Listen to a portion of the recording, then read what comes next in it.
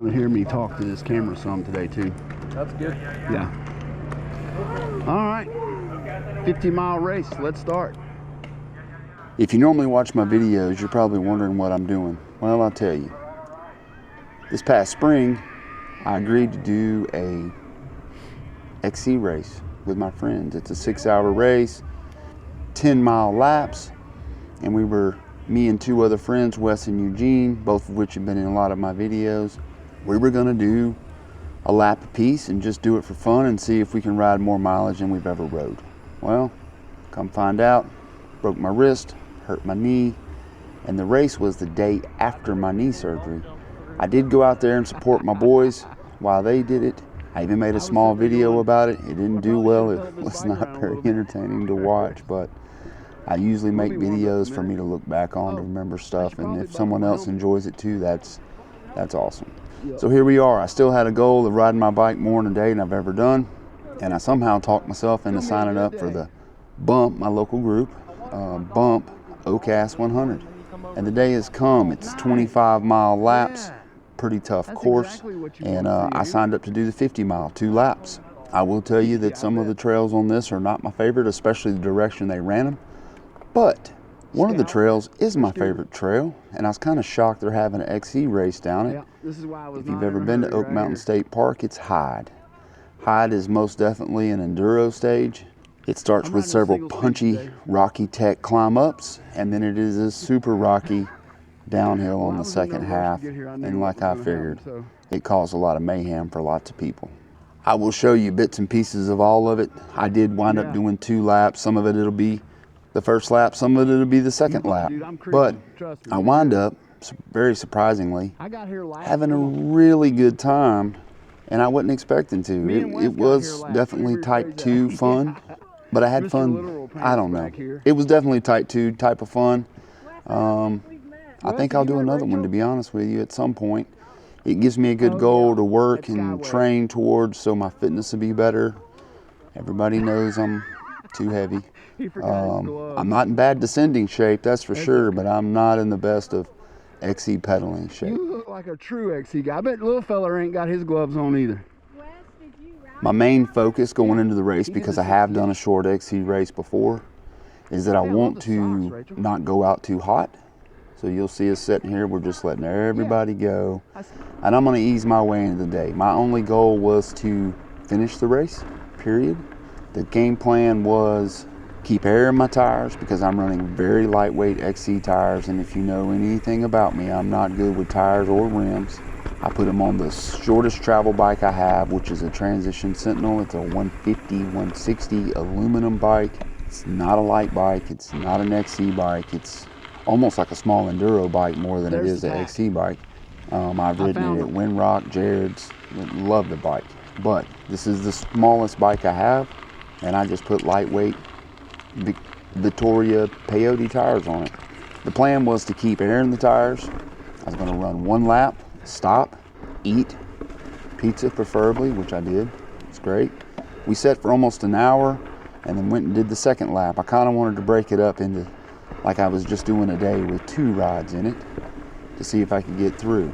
Hindsight, I probably could have just took a quick break, ate something, and got right back going. But I didn't know that at the time. I wanted to know that I could finish. So the course starts with a bunch of flatter trails that I often ride in the mornings before work, just as like a workout. I know them really well. I know all these trails really well, but I know them really well. And we slowly started catching some people and just picking people off. I was trying real hard not to get caught up in racing. I'm not trying to race with people. I just need to finish but go at my own pace.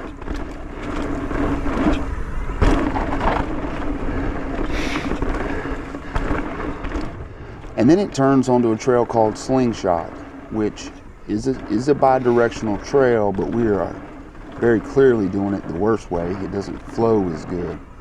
This ending bit right here, which is normally the beginning climb of it, since we're going opposite the good way, it was a bunch of fun, but leading up to this, not so much.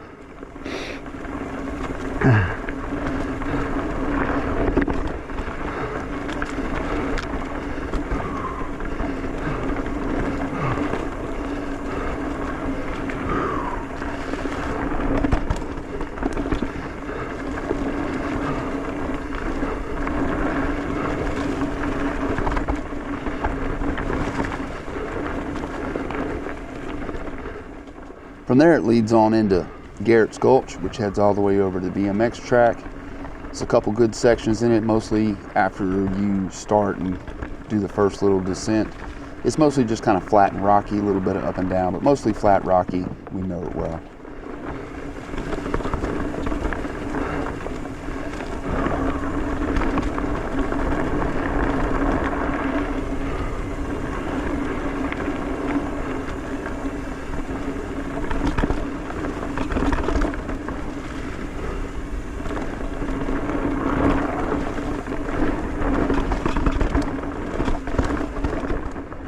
After that, we go into what's called the Chimneys. It goes by this old chimney that used to be attached to this cabin, probably hundreds of years old, I don't know, but that's where the trail gets its name.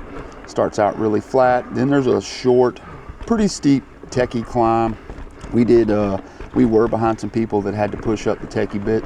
Because I ride it all the time, it wasn't that big a deal for me. And then we did the very short little descent at the end, which goes into another up and down trail. Cat, dog, snake. Starts with a couple little doubles at the beginning. I don't know who put those in last year, but man, it does make it good. Starts with a good little descent right there, and then finishes with a good little descent. Of course, there's a climb in the middle. Actually, there's probably 2 climbs in the middle, but it's fine.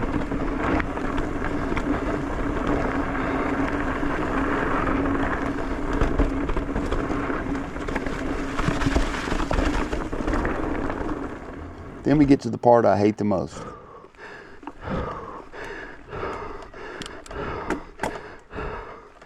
Red Road. We're going to be on this Jeep road. It's like an access road for emergency medical, I think is what it's really for. We're going to be on it for 5.5 miles. The opening couple miles is basically just a climb, just a set and grind out. And here's where I really figured out that XC wise, if it's flat or slightly up and down with some punchy ups, I'm pretty good. It's okay. I can carry some good speed. These just set in the saddle and grind it out. Maybe it's because I'm on a heavier bike or bigger travel. I don't know. But it's really my deficit. It's my downfall. It's something I need to work on if I want to do any of these going forward, because they're all going to have these just set and spin climbs. So I just sat there, winched myself up. Not much footage of it because it wasn't fun. Once you get to the top of the climb though, the next probably, I don't know, 3 miles or so, it's kind of up and down. There's a fun little fast bit through the middle. It's nothing really rowdy or whatever. It's not really my deal.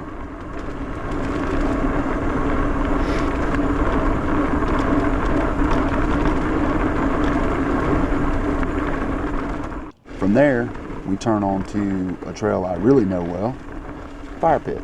And to be honest with you, once we got to the end of Red Road to the overlook, which I often go to in the mornings or whatever, from there I felt like I was home free. I was pretty good. Even though the toughest trail of the day was coming, we turned on the Fire Pit. It's a lot of fun, just kind of flowy up and down, kind of flattish really. Hey, how are y'all? Good. Tired, I'm tired. And then where most races at the end of Fire Pit will turn and send you down Blood Rock into Cory Road, also known as the bump connector, we turn right. We go into Hyde. Very techie, rocky, punchy uphill climbs to start. Short, but uphill punches for sure. And then once you get past the last one, actually the one where I split my knee open, I don't know if you've ever seen the video, first ride on when I got my Sentinel over a year ago. I fell over and busted my knee open and got all those stitches. That's Hyde on a punchy uphill climb. Once you get past that last bit, it starts down and it's very rocky and jagged. This is the part where I was really concerned about keeping air in my tires. For this race, I put on a set of Vittoria Peyotes. They're almost like a semi-slick in the middle. I could not believe how light the casing was. I did my usual 29 and 30 PSI in them and just really chose my lines carefully. Josh, that's in a lot of he was actually in my last Windrock video. He's in a lot of my videos. He's a young guy, To the left. just turned 21, phenomenal rider. Come find out he's an absolute savage as well, but I'll get to that later. He told me, and I quote, you need to start taking more responsible line with these tires. So that was what was on my mind the whole time, and I did. I made it through both laps, through the one of the rockiest trails in our park for sure, with air in my tires. So I call that a win. Oh boy. Wes, I'm trying. Responsible lines.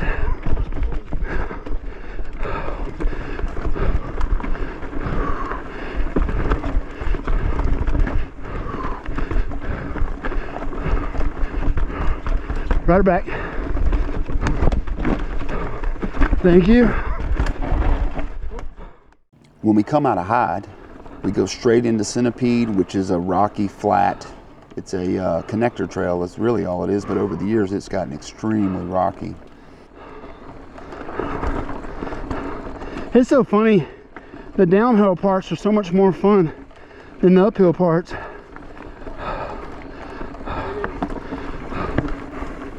Which brings us out to what I call Cory Road. I think it's also on the map as Bump Connector.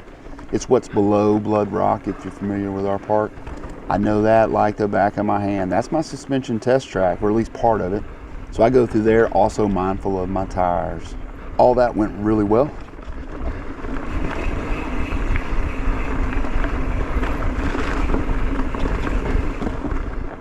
And then we go straight across the road into Johnson's Mountain, which starts with a little bit of a climb. I do actually prefer Johnson's Mountain this direction, even though we're climbing up the jump trail part of it. If you go the other way, is a bunch of fun, fast jumps. But I do prefer it that way. The second half of this trail, though, there are some rocky sections. Just try to take it easy, get down, carry some speed, stay safe. That's a little different than my normal run through here, but I'm trying to keep air in these XC tires. And so far, so good. At the end of Johnson's, we go straight across the road into Foreplay, which I got absolutely zero footage of because it's just a short little climb, and it's really, also it's a bi-directional trail, but I'm not riding it that direction for fun. It's just not. That into Toes, which takes us back to the parking lot, and we'll complete our 25-mile lap, which felt great. When I did the first one, when I got done with the first one, I couldn't believe how well I felt. I said stop for lunch, do the second lap, and then the second time through, my battery had actually died on the GoPro.